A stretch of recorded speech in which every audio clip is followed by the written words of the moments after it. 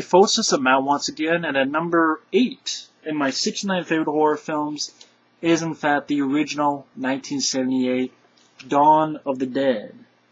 Of course, this is the great Ultimate Edition. Has a lot of, let's see, 4-disc set, and you even get like a little comic book to go with it, which is pretty cool.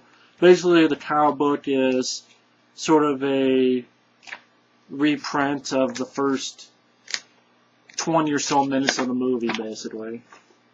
From beginning to when they get to the mall. You have the theatrical version, the extended version, the European version, and some documentaries. Now the film, what more can I say about Dawn of the Dead that hasn't been said? Literally, probably the best zombie film of all time. The reason it's so high on the list at number 8 is because it has everything going for it. It's got the story, it's got the actors, it's got the theme, it's got humor, lots of action and makeup effects by Savini. And the actors, you had Gaylen Ross, you got Scott Reiniger, David Emge, and Ken Foree, who's my favorite as Peter. Quote, the black guy of the group. But Ken Foree is definitely a solid actor. Big fan of him. But Dawn of the Dead, you know, basically the world's going to shit. These 4 people. Scott Reiniger and Ken Foree are 2 SWAT guys, and you see them going to this tenement where the people have put their loved ones and such in the basement who are zombies. And they kept them there, and these SWAT guys go in to take the people out and eliminate the zombies. And you got the Wooly. Wooly's gone apeshit! And he's fucking going apeshit and blows the head off. And of course, the head it is blown up is actually what they were going to use for Gaylen Ross, the female character, at the end.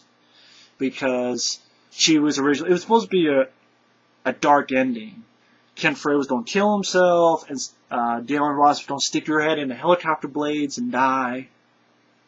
Thankfully, they didn't go with that, because George Romero sort of says it's like a comic book movie. And I really understand that, you know, all the times watching it. It really is like a comic book film. It's fun. It's entertaining. It's not scary. I never thought it was scary. The blood does look like melted crayons. You know, but it adds to that comic book sort of feel, so you kind of forgive it for that. But the 2 SWAT guys, and then Gaylen Ross, and has her hubby David Emge, flyboy helicopter pilot. They get out of there and they find the mall. They settle down. They get rid of all the zombies in the mall, block the doors, and they sort of settle in there. And that's all I'll go into it, because you all have pretty much seen the movie. But I really have no problems with the original Dawn of the Dead. It's weird. It's a long movie that it doesn't really bother me. Like, these are the type of long movies that I can get into. Because you give 4 very likable characters, especially Ken Foree. You know, his great line, when there's no more room in hell, the dead will walk the earth. Great moments of humor. Like when they're... I mean, of course, everyone knows the theme is consumerism, you know, zombies walking up the escalator, and how, you know, this was a big part of their lives. That's why they come back here. But great humor, like when they rid the zombies and they're just having fun. They're going to the bank and they're just taking the money. It's like, money, money, money. And they pose for the camera. You know, just grabbing all the meat. That's also another thing that's cool. It's kind of the ultimate fantasy that a lot of us have. Imagine if you could just take them all over and have control of an entire mall. Like, hell, imagine, say, let's take the biggest mall in the world, say, a Mall of America. You know, imagine if you had the run of that whole entire place by yourself. You'd probably never have to leave, you know.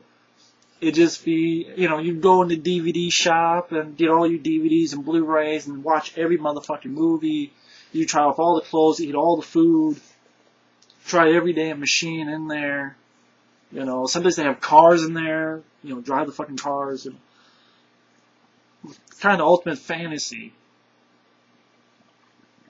So the setting of being set up in the mall was a great masterstroke.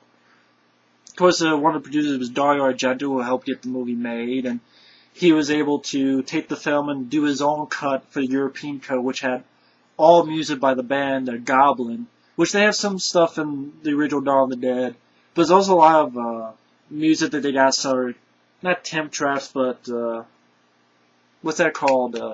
Basically, it's like music you can get for free, or mall music, like the end, which they have at the end of Robot Chicken, actually, or at the beginning, actually. The credits of Robot Chicken, if you hear that, that's from Dawn of the Dead. Even though fucking people don't ever admit that, maybe they feel, I don't know why. If I ask, I'm like, hey, is that Dawn of the Dead? You still haven't Dawn of the Dead, right? Fucking admit it! They took that from Dawn of the Dead, and I love that piece of music. It's called The Gone, for those wondering.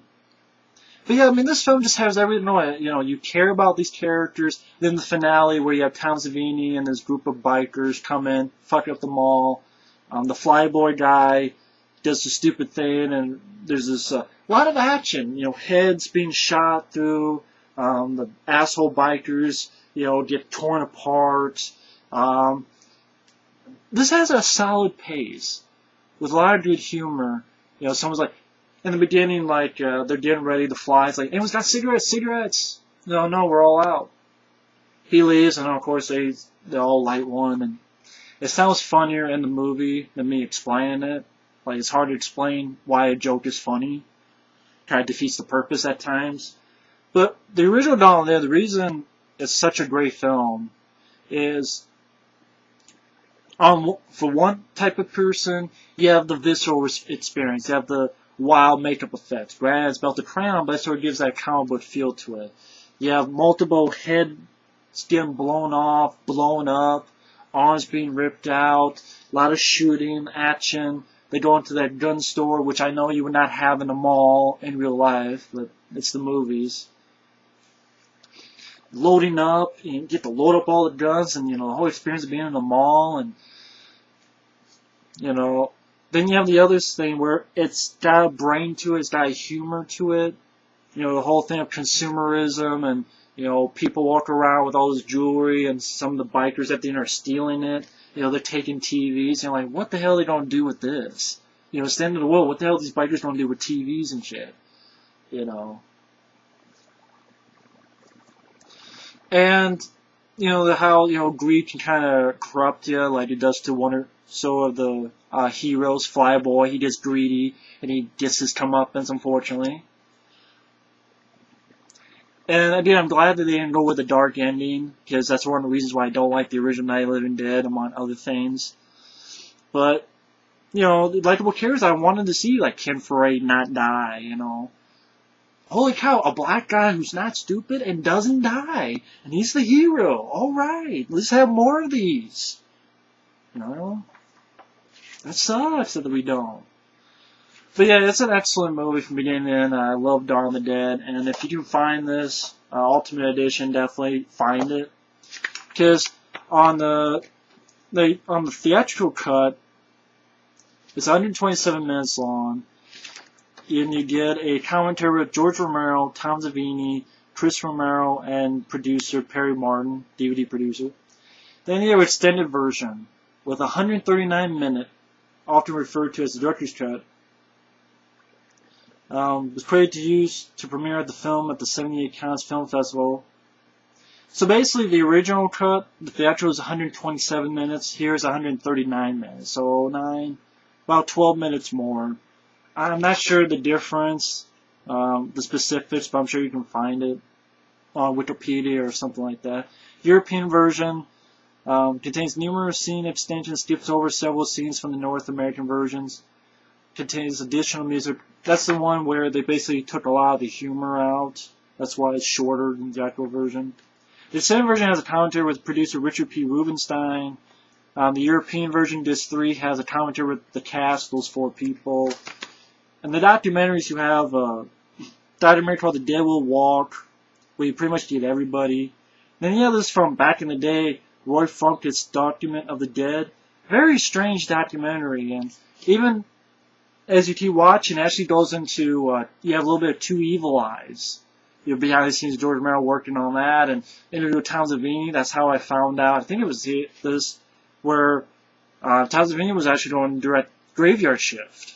But then things didn't work out, and let's see, on-set home movies with audio commentary from Zombie Esther Robert Langer, a tour of the Monroeville Mall today with Ken Foree and company. And what's funny is that the guy who's carrying the camera is actually Greg Nicotero, which is pretty cool. But yeah, I mean, honestly, the original Dawn of the Dead from 1978, I don't find anything wrong with it. It's a fun movie that shows you, wow, they could do a lot on a low budget. It has a lot of entertainment factors, got a lot of humanity, but a lot of humor. It's fun, entertaining. Even though it's an over 2-hour movie that has a fast pace, very likable characters, a solid score, both by Goblin and the tracks they got for Foree and the mall music. I like the Gone, stuff like that. Just, I don't really find much wrong with the movie. That's why it's number 8 in my 69 favorite horror films. Hell, you even get great death scenes like the guy zombie who stands up and gets his head chopped out by the helicopter blades. Or the screwdriver, you know.